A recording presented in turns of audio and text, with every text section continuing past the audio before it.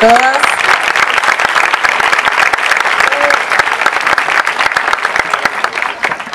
Hoy estamos reunidos una vez más en la calle desde el fatídico 2 de agosto. Un día que recordaremos siempre porque dos compañeros docentes, Sandra Calamano y Rubén Rodríguez, perdieron sus vidas tras la explosión que se produjo en la Escuela 49, donde trabajaban. Uno dice, perdieron la vida, para dar a entender de un modo simple que están muertos y que nada hubiesen podido hacer para retener sus vidas. Decimos comúnmente, perdieron la vida, porque con esa expresión todos comprendemos que sus vidas se les volvieron impropias. Las perdieron porque el poder político dispuso de ellas. Estas muertes se suman al derrotero de vidas sustraídas por el biopoder, que determina cuáles son las vidas que merecen ser vividas y cuáles son las suprimibles. Nos queda a nosotros como comunidad portar esas vidas, reclamar justicia, alzar la voz, hacer nuestro camino y nuestra historia y no dejar pasar el hecho de que esas vidas arrebatadas son aquellas de las que se nutre el poder una y otra vez. Lamentablemente, es parte de la tarea del duelo vivir con esas muertes, pero ellas no deben ser en vano. La reflexión, el sentido crítico y la acción deben mancomunarnos y generar estrategias de solidaridad y de escucha, propositivas, ante un mundo que tiende a diezmar, socavar o anular todo vínculo genuino. En este tiempo de duelo, pero también de construcción de otro poder, de otra escala de intereses más auténticos y concretos para la comunidad educativa de Moreno, debemos tomarnos un tiempo para pensar y para pensarnos en la escuela, de cara a la sociedad y en el marco de una gravísima situación que atraviesa el país. Pero dicho pensamiento no podría tener lugar si no es en presencia de otros que nos acompañan, que nos fortalecen y con los cuales podemos tejer entramados de poder disidentes y contrahegemónicos. Es por ello que en esta ocasión tenemos el agrado de recibir a un amigo quien nos visita para ofrecernos una clase pública sobre filosofía, educación y política. Todos sabemos de quién se trata, porque a los amigos se los conoce, les seguimos los pasos, no los perdemos de vista. Con los amigos nos encontramos, compartimos, nos nutrimos, nos develamos, nos salimos de nosotros mismos. Su condición de amistad se vuelve necesaria para completarnos, para no caer en el eco de la propia voz, de la propia reflexión, y para cuestionarnos en el reconocimiento con el otro. La amistad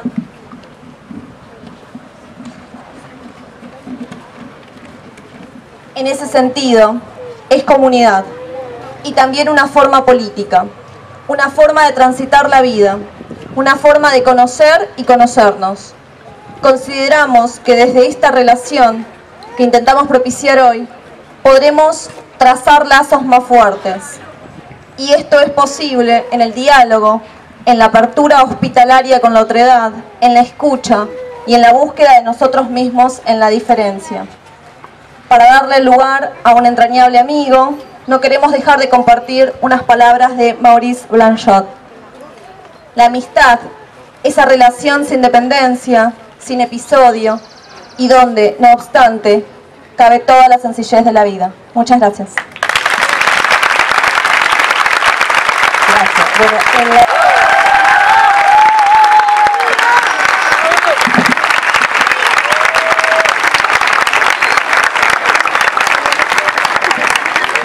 Bueno, buenos días a todos. Primero, ¿sí se pueden sentar? Sí, todos los que se puedan sentar para que vean los que están atrás. Igual acá lo importante es más escuchar que ver. Yo quiero simplemente, primero y principal, estoy acá como una forma de acompañar la situación que vive Moreno en relación al desfinanciamiento y la crisis, ¿no?, de sus instituciones educativas, y solidarizarme permanentemente con ustedes y viendo de qué manera este reclamo puede seguir haciéndose público, que es lo que más cuesta, para que la política, o sea, el Estado, intervenga en lo que debería ser como su rol, ¿no? Uno a veces pierde de vista cuestiones tan básicas que la filosofía en algún punto ayuda permanentemente a entender en su pregunta por el ser, en su pregunta por el fundamento. Discutimos mucho coyuntura y se nos pasa de lado la pregunta de ¿para qué? ¿Para qué el Estado? ¿No? ¿Por qué tiene que haber Estado? ¿Para qué sirve el Estado? ¿No? Una pregunta que no se resuelve únicamente con cuestiones propias de la agenda o de ver, discutir presupuestos, sino una cuestión más de filosofía política. ¿Cuál es el rol del Estado? ¿Sí? Y cuando analizamos ese tema desde un pensamiento filosófico o más teórico, y de repente empezamos a ver la escisión, el abismo que hay entre las respuestas que nos podemos dar y la realidad efectiva de nuestras instituciones.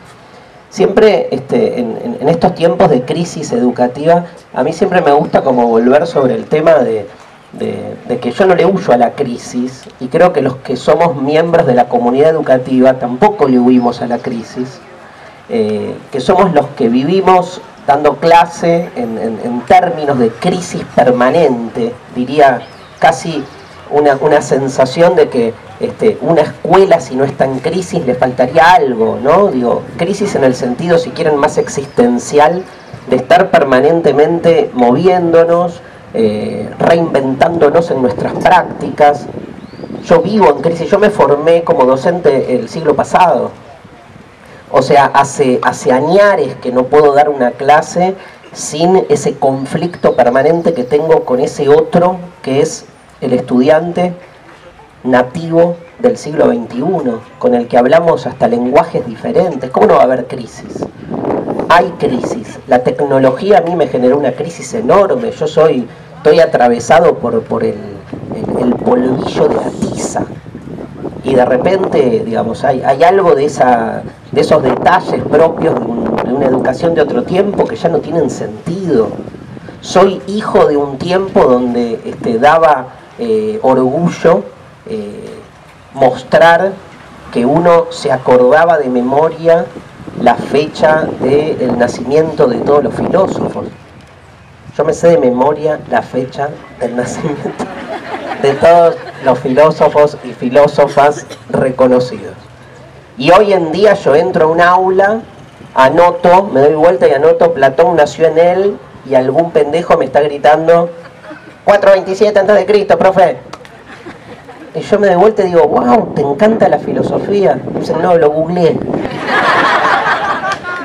Y le digo, pero 10 segundos, en 10 segundos lo googleaste, no puede ser. Me dice, no, en 4. Después esperé 6 segundos hasta que usted se dé vuelta. Y le digo, y me enojo, ¿no? Y le digo, pero bueno, eso no es saber, eso no es saber. Yo me sé de memoria, ¿viste? Me agarra y lo peor que puedes hacer que es entrar en una competencia con un alumno. Y entonces yo me sé de memoria la fecha de todos los, que nacieron todos los filósofos. Y el chiquilín, que debe tener 15 años, ¿sí? Tercer año de secundaria, me mira y me dice, perdón, yo tengo acceso a la memoria universal infinita que es Internet, con un solo clic, y usted me está hablando de memoria simplemente porque su cerebro decadente de 1,3 kg, ¿vieron que un cerebro pesa? O sea, no puedes hacer un asado con un cerebro, que aparte se está pudriendo todo el tiempo, porque te estás muriendo todo el tiempo. Uno cree que ese cerebro puede recordar, es como un chiste. Hablemos de memoria y de la facultad, ¿no? La capacidad cognitiva que es la memoria. ¿Quién sabe más?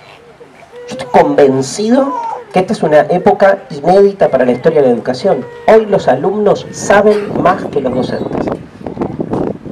Y los docentes tenemos que, en los centros en los que nos formamos, tenemos que revisar nuestra práctica. Eso no significa que no se pueda hacer nada en el aula, se puede hacer mucho. Otra cosa, no aprenderse de memoria la fecha del nacimiento de los filósofos, que es un horror, es despilfarrar una clase de filosofía, ni hablar una clase de historia o de lo que fuera. Ahora, hay que reinventarse, por eso digo, hablemos de crisis. Somos los primeros, los miembros de la comunidad educativa que sabemos de crisis y que trabajamos la crisis. Lo que pasa es que el actual modelo educativo que se quiere imponer desde el gobierno, ¿sí?, lo que hace es, al revés, nos termina constituyendo a nosotros como defensores conservadores del status quo. Como, ahí están los que no quieren que cambien la escuela. Y esa es una batalla cultural que por ahora venimos perdiendo, porque ellos se quedaron con el rasgo del cambio, ¿no? Hasta ganaron con ese nombre, Cambiemos. Pero monopolizaron una palabra que los que venimos hace añares trabajando en la docencia, pensando a la educación en términos emancipatorios, ha sido y sigue siendo nuestra palabra clave. O sea, yo no hay día que dé una clase similar al día anterior. Y yo doy clase hace 25 años. La clase, digamos, la primera clase de filosofía, esa clase insoportable que se deben acordar, el secundario, entra el profesor y anota la palabra filosofía, la parte 2, dice filos, amor, Sofía, sabiduría, y alguna Sofía, ¡ay, muy bien, sabiduría! El chiste más pedorro y efectivo de la historia de la enseñanza filosófica. Digamos, yo esa clase la di 1000 veces. 1000. Nunca es igual. Como el río, ¿no? De Heráclito. Nunca es el mismo, nunca es igual. Hoy podría darles esa clase acá enfrente del Rojas, en la calle. ¿Se creen que es igual? Hablar de amor al saber, querer saber, desear saber. ¿Qué deseo nos atraviesa hoy acá en la calle a nosotros? No es lo mismo. Y yo no soy el mismo, obviamente, porque vengo de un día como el de ayer donde finalmente hubo un paro nacional. Entonces, evidentemente, nadie es el mismo dando la misma clase. Uno se está reinventando y de eso se trata también parte de nuestro formato libertario, digo, el no estar anclado a uno mismo, ¿no? Entonces, vuelvo al esquema que tiene que ver con cómo en esta derrota cultural, que por ahora y comunicacional, sobre todo a la que ahora asistimos, a los miembros de la comunidad educativa se nos coloca en el lugar, increíblemente, del conservadorismo. Somos los que estamos defendiendo la escuela tal como viene. No, somos los que venimos reinventando la escuela desde hace años. Entonces, es más complejo el esquema, porque ante el diagnóstico de la escuela en crisis, nosotros lo que decimos es que la crisis es parte de la forma necesaria de diseñar el trabajo en el aula. El trabajo en el aula es siempre un trabajo conflictivo, por suerte. Ellos, cuando hablan de crisis, lo que proponen es salir de la crisis solamente a través de un único modelo, que es un modelo que de algún modo elude la conflictividad. A mí me encanta el conflicto. Y no creo que el conflicto sea negativo. Ni creo que el conflicto... ¿qué es el conflicto? Esto, el encuentro con un otro en el aula. El encuentro con ese alumno de 15 años que me dice: yo tengo más memoria que usted, pero también el encuentro con una diferencia. Eso es conflicto, pero conflicto tengo todo el tiempo, tengo con mis hijos, tengo con mis padres, tengo con mi pareja, tengo con la gente con la que trabajo, tengo con los vecinos. Y sobre todo, ¿saben con quién tengo conflicto? Conmigo mismo. Todos los días me levanto y digo: estoy podrido de ser yo. Me salgo de mí mismo y me veo igual al que era. Entonces me vuelvo a pelear conmigo mismo. Y así, infinitamente, ¿no? O sea, no le huyo al conflicto. Porque el conflicto no genera violencia. Salgamos de ese esquema. Violencia se genera cuando una de las partes del conflicto se impone como si fuera la única y barre a las demás en nombre del bien común, de la armonía, del orden, de la normalidad. Esa es la violencia, si quieren, para mí más peligrosa. La violencia que se ejerce en nombre del sentido común, donde se ningunea al que no encaja en las categorías que se nos exige que tengamos que reproducir.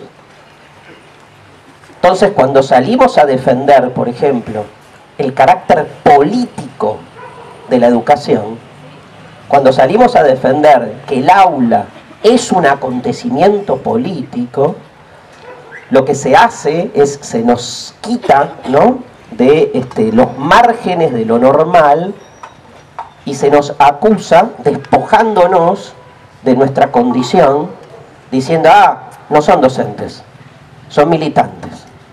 Como si fuera algo negativo, como si toda la política estuviese atravesada por una militancia partidaria. Yo me considero un tipo absolutamente militante, militante de causas políticas, independientemente de lo partidario. Hay veces que lo partidario me puede cuajar más, menos, no es el tema. Es más, hoy está bastante en crisis la política tradicional como para uno estar tan consustanciado con algún partidarismo. Eso no me quita de creer que el aula es un lugar político. O que la amistad, como leía la compañera, es una relación política. O que la pareja es una relación política. Me dice, no, pará, estás politizando todo, ¿no? El clásico, siempre nos corren por ahí, ¿no? Nos corren por derecha diciendo ustedes están politizando todo, ¿no? Y uno dice, ¿por qué? ¿Qué significa politizar todo? ¿Qué significa algo que no sea político? Y entonces te corren diciendo, bueno, pará, en la pareja no hay política, hay amor. ¿Qué tiene que ver el amor con la política? Te dicen, ¿no? Lo estás contaminando, lo estás impurificando, lo estás degradando.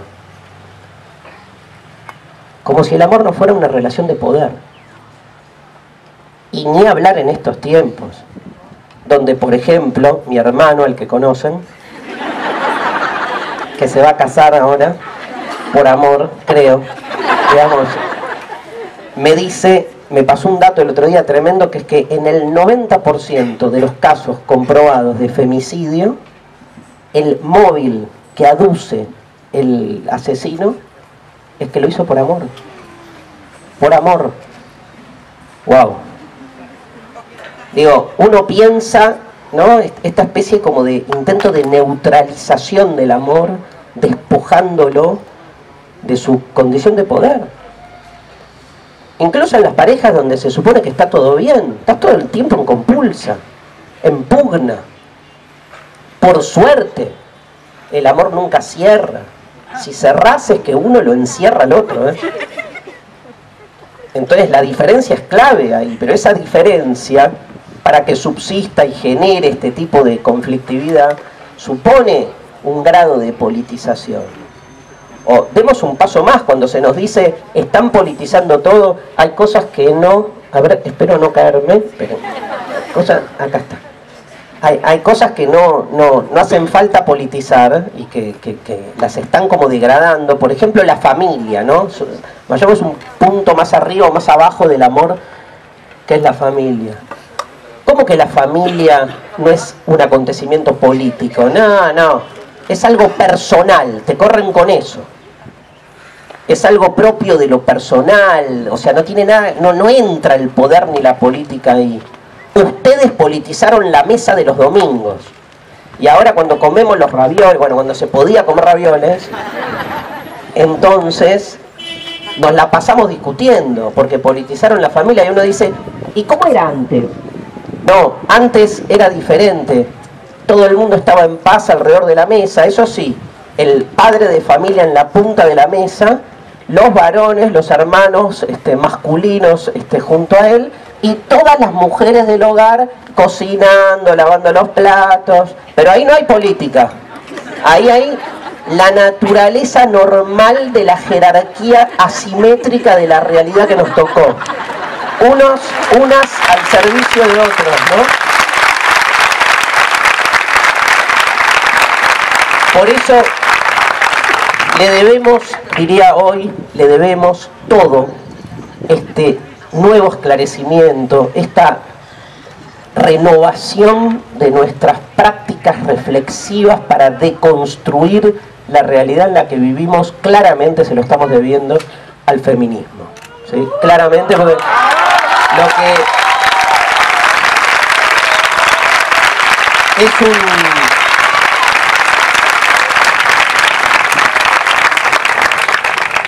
que también genera para los varones la necesidad nuestra de, evidentemente, de una redescripción, reinvención, una necesidad evidentemente de revolucionar, diría, deconstructivamente los lugares en los que hemos sido también disciplinados, ¿no?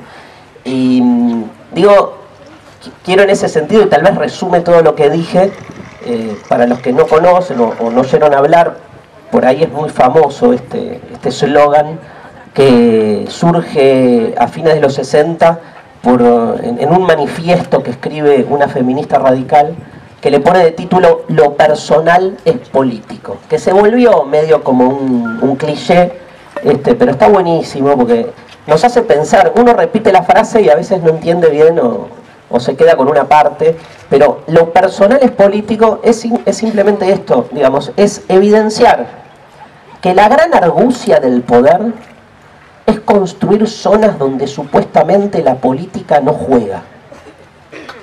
Y esa zona donde la política no juega, el poder, el micropoder, lo asocia a lo personal. O sea, como está bien, se hace política en muchos lados, menos en lo personal. Tipo, cuando amás no estás amando políticamente, el amor es algo personal, por eso es algo puro.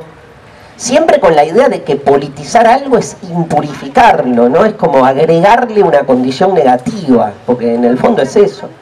Entonces, ¿qué hace el feminismo? Como sale a defender que en realidad, históricamente lo que se ha ninguneado es ese ejercicio de poder que al que la mujer se ha encontrado sometida a lo largo de la historia, en nombre de lo personal y en nombre de algo peor de lo personal, que es de cierta naturaleza originaria, la idea de que los seres humanos venimos con algún tipo de esencia que tenemos que realizar a lo largo de la vida. El esencialismo ha sido gran cómplice desde el saber de las grandes discriminaciones históricas, ¿no? Esta idea de que hay una esencia en la mujer que la hace solamente proclive para determinadas características, que comienzan con el ser madre y que sin embargo a partir de esa asociación esencial entre ser mujer y ser madre, nada, te cagan la vida porque, digamos, te colocan en un lugar donde todo está asociado a eso. Entonces, si por naturaleza viniste a este mundo a ser madre, entonces muchas de ustedes que están acá, docentes, estudiantes, o que tienen una práctica laboral en relación a la educación, hay otra práctica laboral que también tienen, que es criar y educar a sus hijos, que no es visualizada como trabajo. Y ahí se ve, ¿no? Ahí se ve la forma, la argucia del poder. Por eso me parece genial que cada 8 de marzo se haga un paro, porque lo que se está cuestionando es la enajenación en el acto por el cual a la mujer se le endilga por naturaleza la tarea de tener que criar hijos como si fuese un trabajo no remunerado. Entonces todo está ligado con todo, y eso se enseña en la escuela. Y todavía leemos en manuales, cada vez menos por suerte, pero todavía está esa reproducción de lo que es la familia y los lugares que ocupa cada uno. Obviamente uno va avanzando, vamos avanzando, pero como dice Derrida, la democracia es infinita, nunca termina. O sea, das un paso y se abren miles nuevos. Hoy defendemos derechos que hace 5 años eran imposibles de ser visualizados. Y dentro de 5 años van a aparecer otros derechos que hoy creemos absolutamente imposibles. Digo, ninguno de ustedes duda de los derechos de la mujer, evidentemente, ni hablar de todo lo que es en identidad sexual, lo que ha sido constituido como identidades anómalas. Todo ese tipo de derechos es de una pelea constante o cotidiana. Pero yo les hago una pregunta. Si yo les preguntara hoy a cualquiera de ustedes, ahora vamos a votar. Levantamos la mano. ¿Quién de ustedes cree que un chico de 8 años, un niño de 8, ¿hay algún chico de 8 años acá? No, ¿cuánto tenemos? 10. No, ya es más grande. Aparte si está acá, porque evidentemente hay algo ahí en la cabecita. 8. Ahí hay uno de 8. Muy bien. Acá hay una de 8. Bien. Ya está, podés bajar la mano. Bien. Chicos y chicas de 8 años, niños y niñas. Levante la mano de todos los que están acá. ¿Quién cree que esos chicos, ustedes le habilitarían el poder de votar en las elecciones de octubre del 2019 para elegir presidente de nuestro país?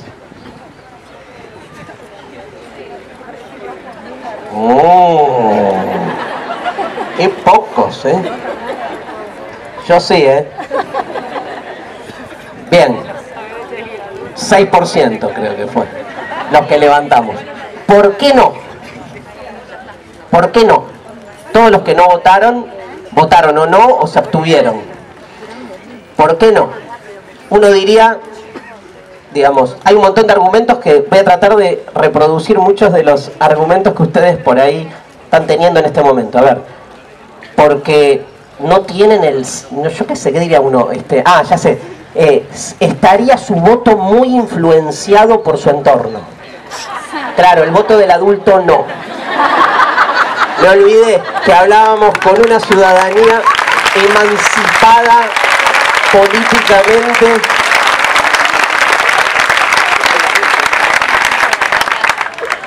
¿Qué más?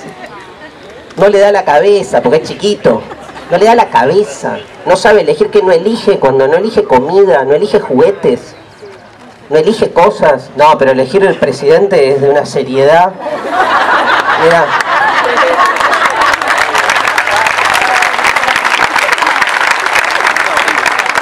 No sabe lo que está votando, diríamos. No termina de entender. Cada argumento es peor, ¿vieron? No termina de entender lo que está votando porque no entiende la categoría de presidente.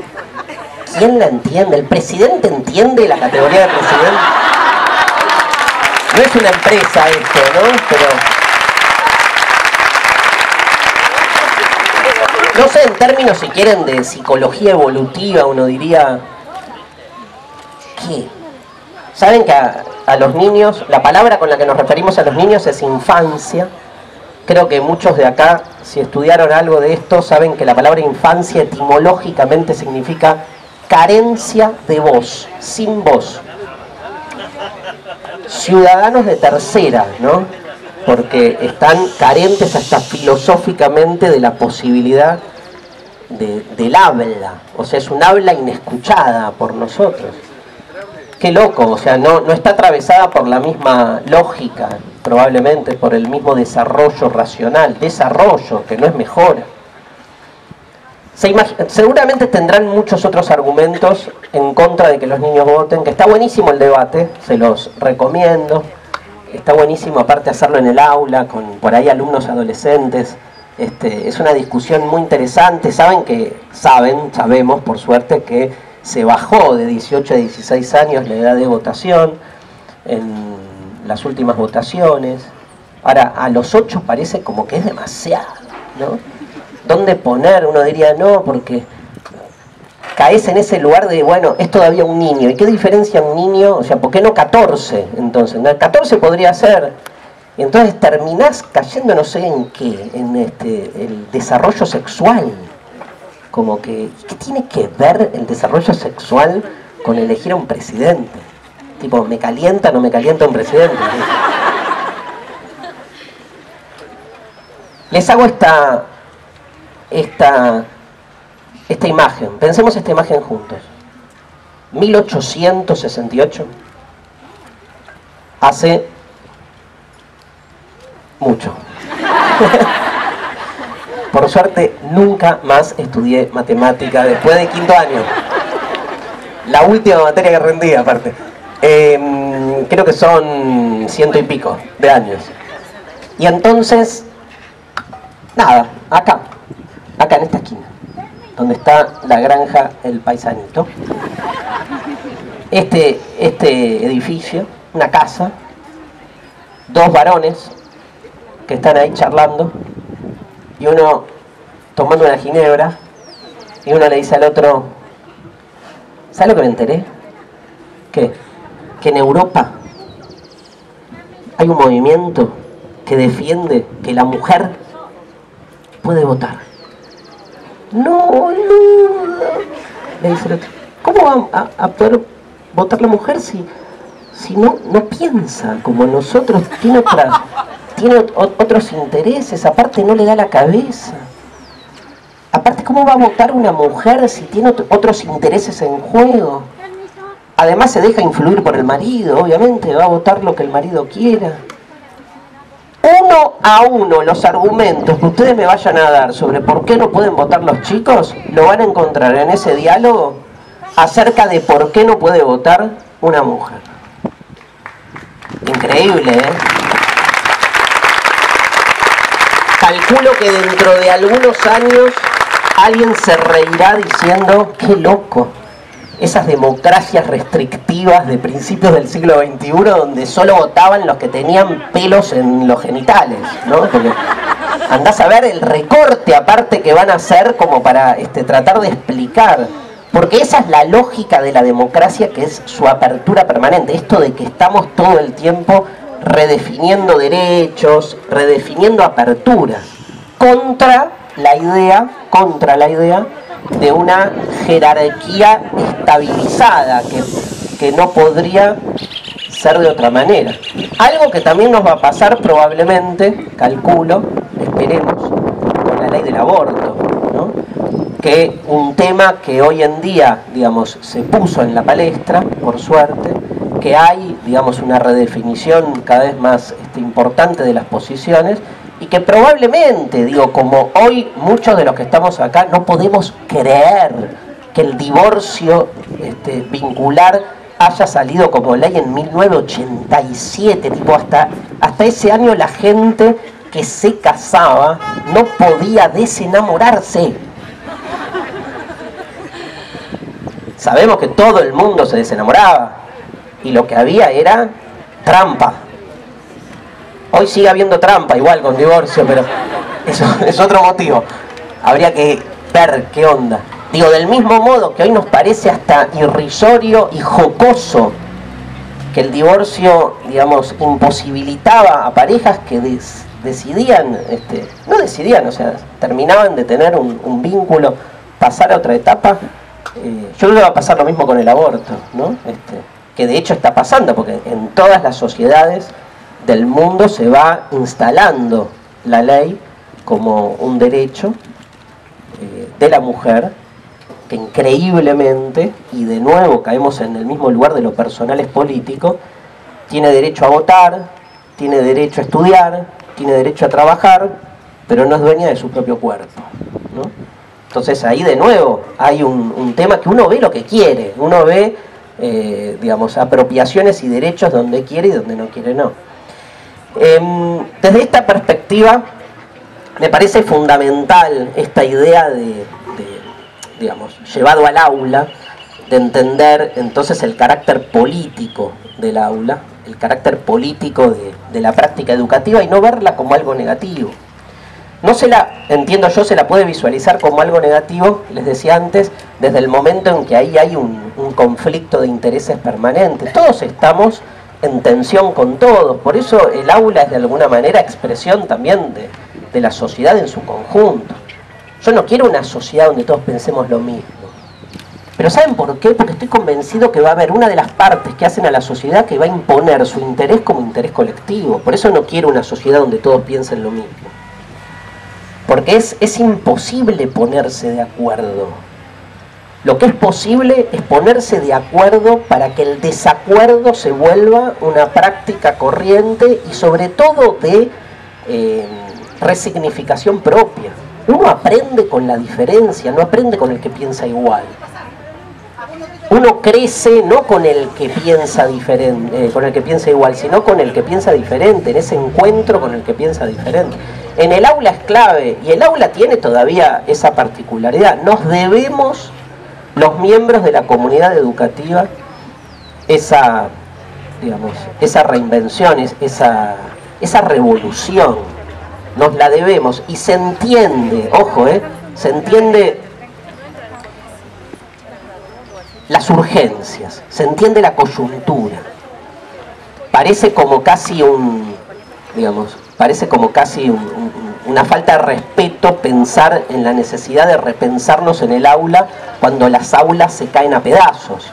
Pero repensarse en el aula es también eso, es entender, digamos, por qué se le da prioridad a ciertos asuntos más que otros en términos de distribución presupuestaria. Yo creo, y quiero insistir con esto, aunque sea pesado, que en el inicio el problema está en que han logrado colocarnos a todos nosotros en el lugar de defensa de lo que no funciona. Lo peor que nos puede pasar como miembros de la comunidad educativa es defender una escuela que ya no funciona. Y lo segundo peor es creer que son ellos los que tienen la receta de solución de una escuela mejor. Esa es la pelea que hay que dar. Yo a veces lo explico con la política, que me parece interesante como paralelo. O sea, frente a la crisis de la política tradicional, son ellos los que la diagnostican y salen a ofrecer la receta de la antipolítica. Como la política tradicional no funciona, entonces está claro que la política no sirve para nada. La antipolítica se ha vuelto, en ese sentido, un discurso muy pregnante. Ganó las elecciones, de hecho, y las sigue ganando. Ahora, yo también creo que la política tradicional está en crisis. ¿Qué querés que te diga? No me representa, no me cierra. Algunos más que otros, obvio, como siempre, pero... Ahora, que la política tradicional está en crisis no significa que la respuesta sea la despolitización. Para mí la respuesta está exactamente en el lugar opuesto. Frente a una política tradicional en crisis, repolitización absoluta de la existencia. O sea, no la antipolítica, sino sobreabundancia de política. Política en el aula, política en el hogar, política en la calle. Es otra lógica. Esto es lo que me parece importante pensar en términos educativos. O sea, frente a la crisis de la escuela, la respuesta no es disolvamos las escuelas y pensemos, ¿no?, un proyecto de renovación escolar más ligado a una racionalidad gerontocrática que a una racionalidad inclusiva. Frente a la crisis de la escuela, ¿sí?, entonces reescolaricemos todo es escuela, todo es aula. La educación, la pedagogía emancipatoria no se agota en el trabajo en el aula, sino en el encuentro permanente con el otro, en un colectivo, en una charla, en actitud, en un gesto. Todo es escuela. Significa que si estás arriba de un colectivo y ves a un pelotudo maltratar a alguien, escolaridad, loco. O sea, así no. Que todo es escuela significa que salgamos de ese esquema disciplinario de pensar el aula como un lugar de cuatro paredes. El aula en ese sentido, digamos, giró hacia otro lugar. A mí me gusta decir que el aula ha muerto, siguiendo a Nietzsche, en esta idea de Dios ha muerto. Pero, ¿qué ha muerto? Cuando Nietzsche dice Dios ha muerto, Nietzsche no dice Dios existía y se pegó un tiro y no existe más. Increíble, gran metáfora esa, igual, estaría... ese sería un Dios grosso, porque llega hasta, ¿no?, el máximo de su potencialidad, que es disolverse a sí mismo. Acá Nietzsche lo que dice es: Dios ha sido una metáfora que hasta ahora ha funcionado bien, ya no funciona. Hablo un poco de eso para entenderlo del aula, porque está bueno el tema. Digamos, Dios ha sido una metáfora, Dios es una metáfora, dice Nietzsche. Pero el amor también es una metáfora, para él. Todo es metáfora. Ahora, en su momento, la metáfora de Dios funcionaba bárbaro. ¿Cuándo? Y cuando fue creada, ponele la época que se escribió la Biblia. Vieron que a Dios lo asociamos con ¿qué? Con la luz, con ¿no? La claridad. Dios es la luz que nos ilumina. ¿Por qué? Y porque en esa época la oscuridad, la negrura, la noche era algo que infundía un miedo y una necesidad de escape permanente. Mi pregunta es: en nuestros tiempos donde existe la electricidad, ¿tiene sentido seguirla pensando la metáfora, creyendo en un Dios como luz? A mí me copa más un Dios oscuro, yo qué sé.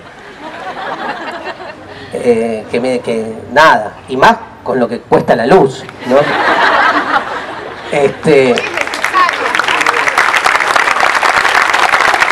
Edenor Nueva Iglesia, ¿no?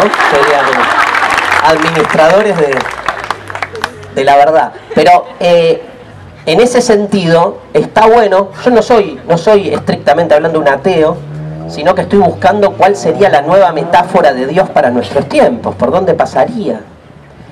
Eso me pasa con el aula, ¿no? En nuestros tiempos, ¿puede seguir siendo aula lo que hasta ahora pensábamos como aula? Viene el docente que sabe todo, los chicos que no saben nada, absolutamente deserotizados en el aula. Nadie va a la escuela que le pase algo.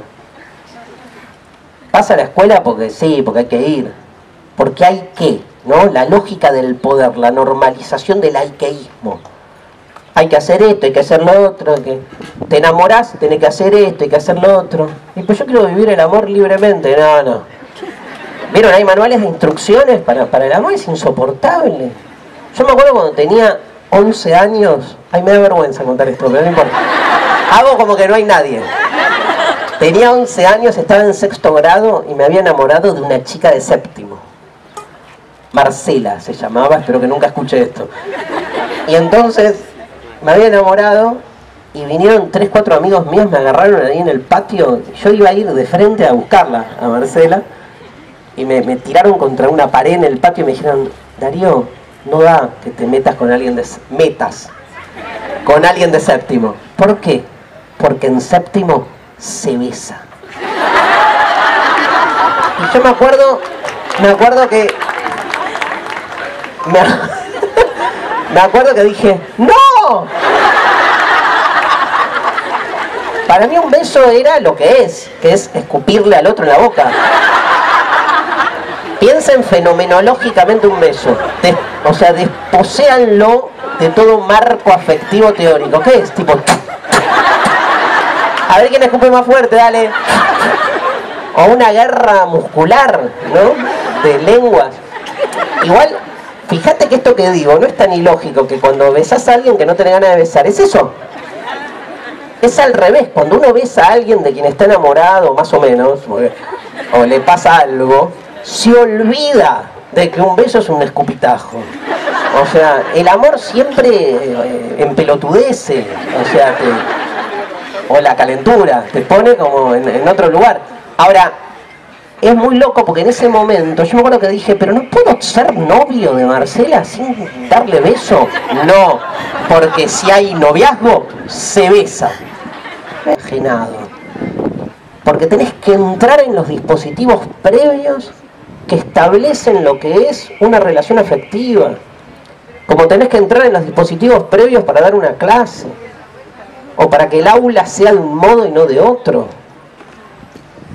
Entonces, hoy son tiempos fundamentales para reerotizar el aula, para que pasen cosas.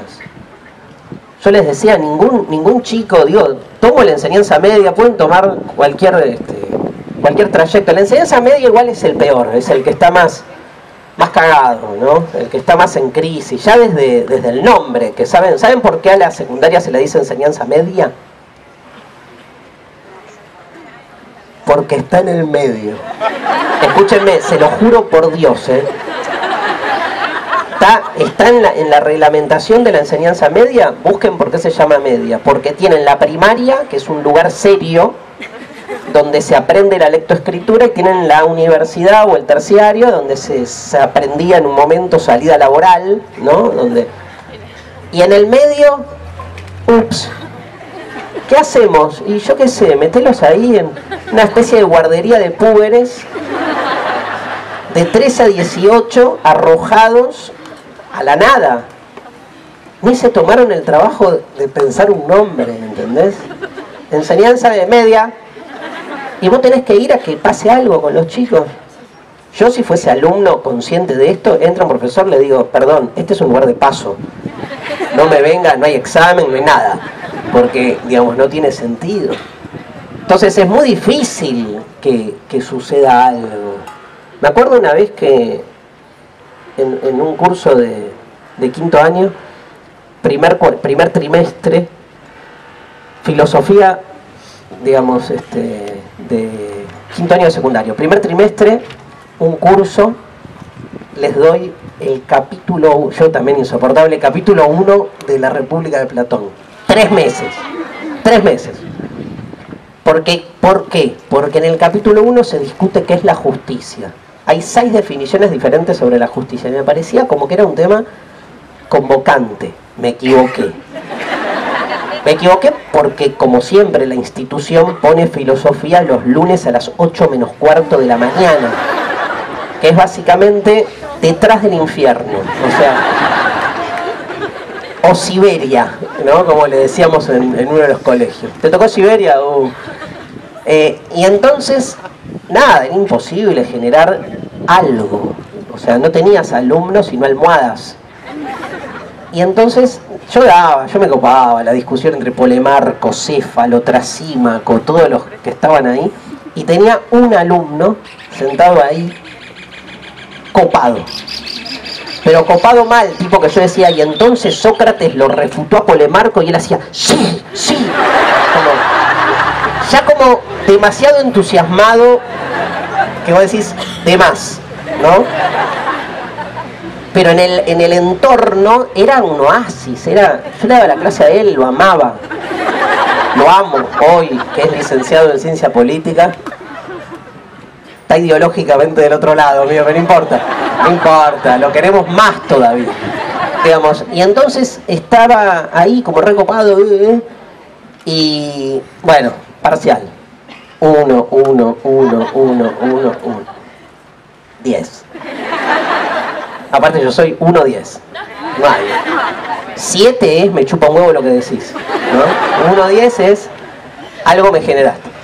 10. Y entonces le doy el parcial, me acuerdo, le doy el 10 y voy y le compro el libro La República de Platón, que les cuento tiene 10 capítulos, no 1. Nosotros habíamos usado las fotocopias del capítulo 1.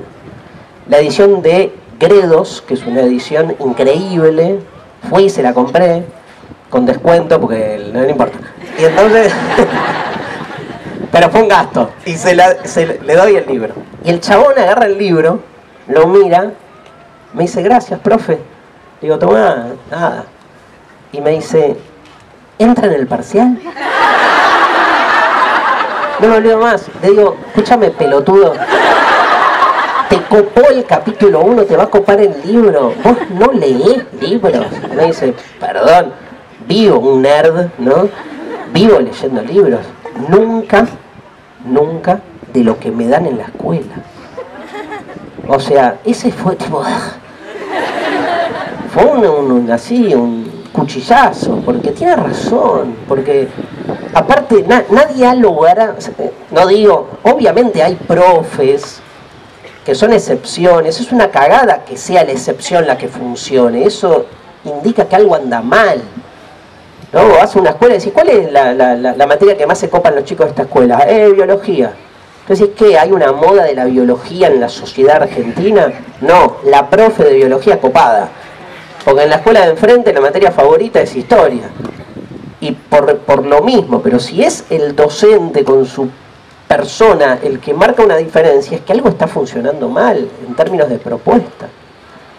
Nadie entiende, ¿no?, que uno pueda ir al aula que le pase algo. De hecho, en ese curso empezamos con esos chicos a participar de las, no sé si sigue todavía, creo que sí, las Olimpiadas de Filosofía. Y era que en las Olimpiadas se recopaban y en clase no. ¿Por qué? Porque en las Olimpiadas estudiábamos después de hora en un bar. Che, me tengo que ir, les decía yo. Sigamos. ¿Por qué? Porque era como otro contexto. Ahora, nos cuesta tomarnos en serio que ahí hace falta una renovación de otro tenor.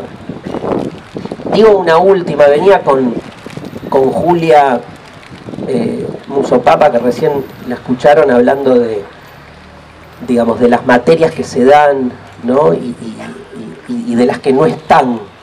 Julia decía, me encantaría hacer una vez una clase de yoga, ¿no? Y yo me quedé, la escuchaba y digo, yo siempre pienso que para que en el aula pase algo, una clase, dictar una clase que se genere empatía, transferencia, es una experiencia estética. Es una experiencia estética. Digo, yo hago, ustedes saben, filosofía en la tele, en la radio, en el teatro, pero todo eso, yo no hago otra cosa de lo que hago en el aula, ¿eh? No es que dije, ay, tengo que aprender no sé, un código nuevo, cero, le hablo a la cámara como les hablo a ustedes. Y de alguna manera, eso es una reivindicación de que los que somos docentes hacemos algo, digamos, que funciona, que resulta transformador. Eso fue el proyecto Canal Encuentro. Fue una política cultural concreta en la que se intentó reivindicar el rol docente como un rol transformador. Se abrió el aula a la televisión, ¿no? Pobre canal, hoy que está stand-by, ¿no? Pero digo, para mí es fundamental que en un instituto de formación docente se enseñe teatro, pero no en una carrera de artes, sino a un docente de matemática. Loco, poné un gesto. O sea, supone no solo el monopolio de cierto saber y de cierto conocimiento superior. Dijimos hace media hora que un chico sabe más que un docente. Entonces, ¿qué forma, qué mierda de forma venís a traer si en realidad está como asimétrica ahí ya el vínculo? Que los alumnos no tienen forma, no tienen género, no tienen historia, no tienen memoria, no tienen clase social, no tienen ideología, no tienen barrio, no se levantaron esa mañana angustiados, no extrañan, no sufren porque perdió San Lorenzo, por ejemplo. O sea, no es lo mismo darle la clase a un hincha de San Lorenzo hoy, no lo digo en serio. Uno dice, pero ¿cómo hace un docente para tomar en cuenta la singularidad de cada uno? Bueno, no sé, ese es otro problema, porque es difícil.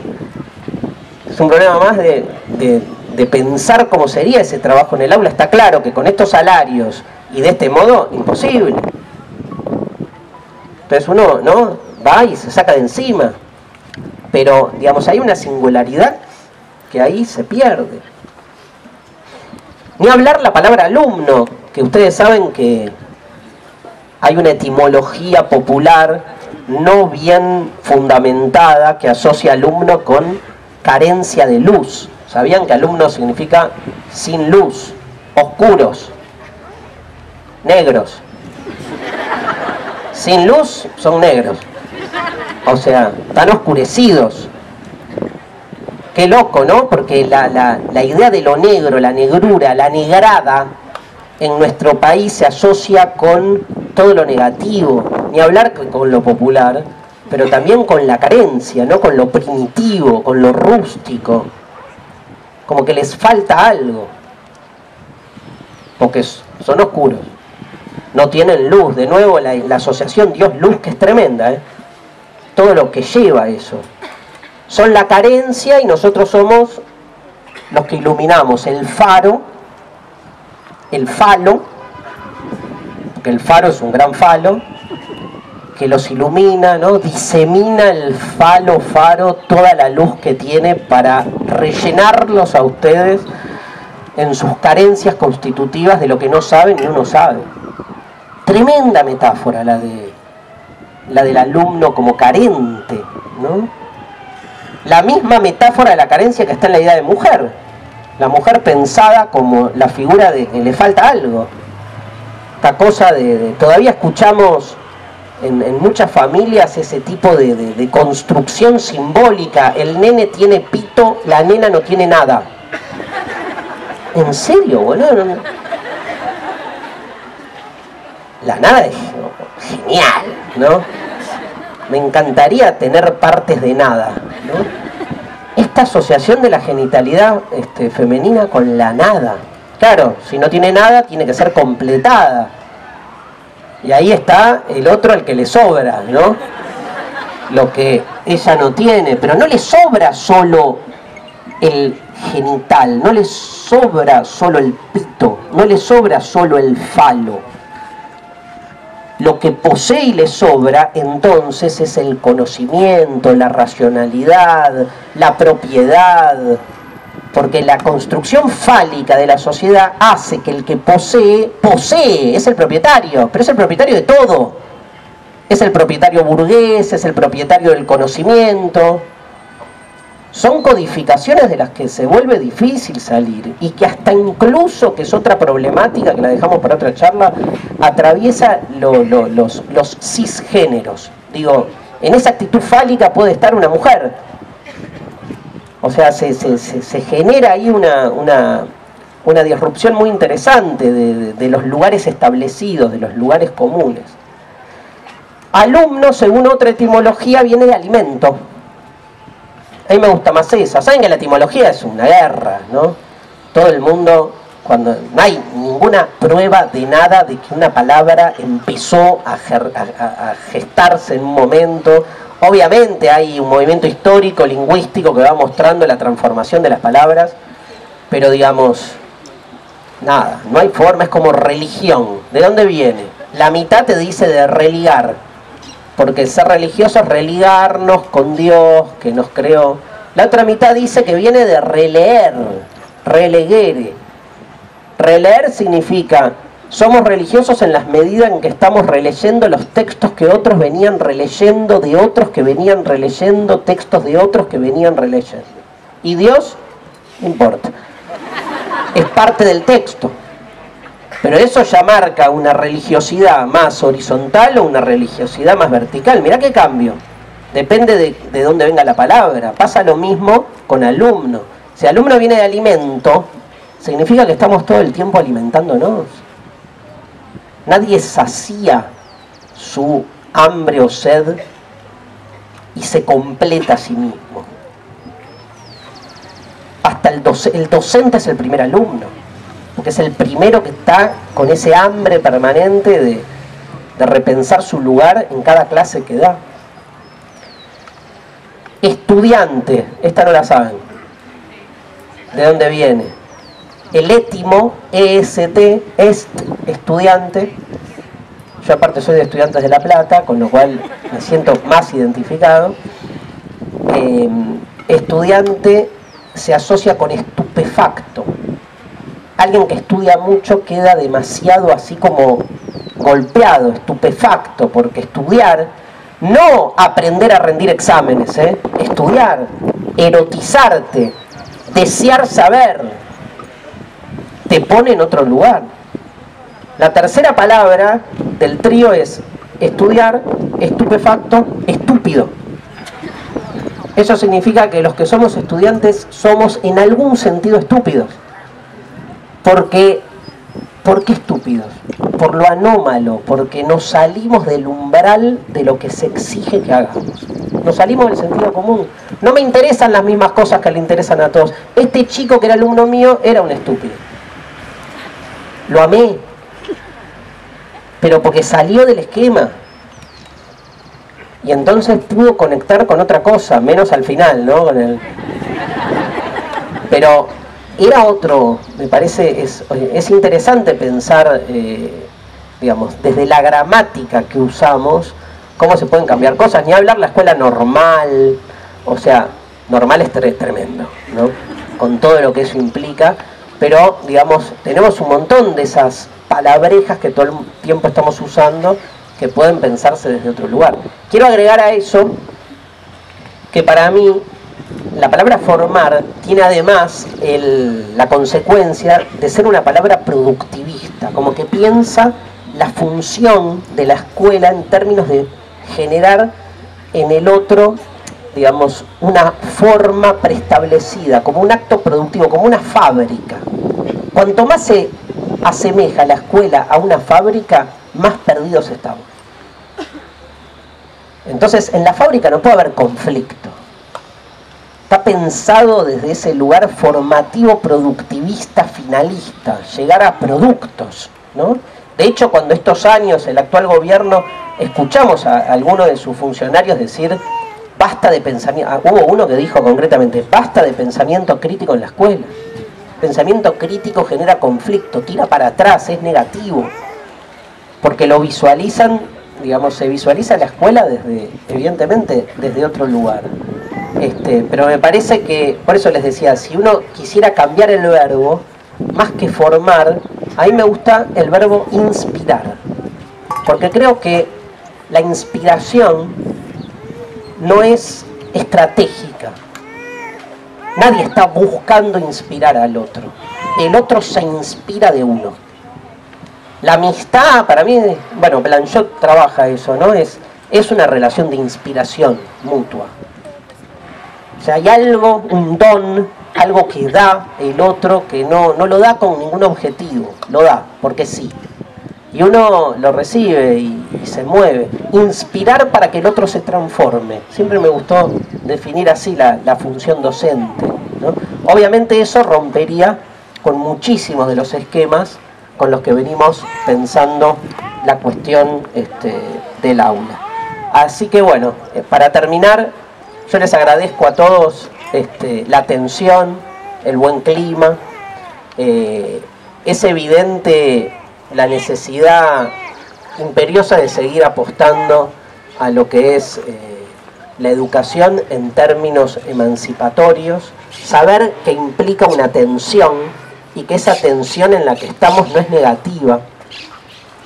A veces, y voy a extender un poco en esto último, a veces uno tiene la sensación recurrente en ese día a día, en ese entrar al aula, uno tiene la sensación recurrente de que, no sé, si les pasa lo mismo, hay días que uno entra al aula y dice, todo esto es al pedo,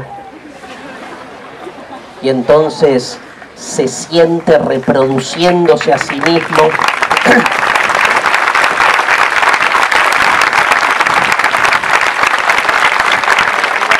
Estamos aplaudiendo, ¿no? Pero es así, pero uno siente, porque si no es negar, ¿no? Que una vez se siente que la cosa no va. Del mismo modo que uno dice, se levanta una mañana y dice, y piensa, nada, esto tiene sentido con quien está durmiendo. Nada de esto tiene sentido. ¿Y qué hago? Nada, boludo, ducha fría y anda a laburar, ¿no? Pero no sé qué es más fácil si